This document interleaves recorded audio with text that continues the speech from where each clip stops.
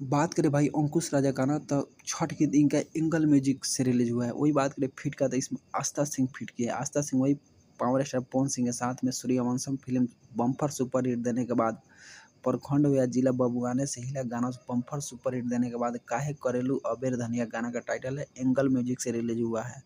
काहे करेलू अबेर धनिया एंगल म्यूजिक से रिलीज है, तो जाकर सुने अंकुश राजा का गाना काहे करेलू अबेर धनिया। बहुत ही लाजवाब गाना है, यानी छठ गीत है। लिरिक्स से लेकर म्यूजिक से लेकर एक एक शब्द का ख्याल रखा गया है इसमें। काहे करेलू अबेर धनिया अंकुश राजा का गाना है, एंगल म्यूजिक से रिलीज हो गया है गाना। तो जितने भी भाई अंकुश राजा को जानते हैं, तो जाकर एक बार गाना को सुने और अंकुश राजा को सपोर्ट करें।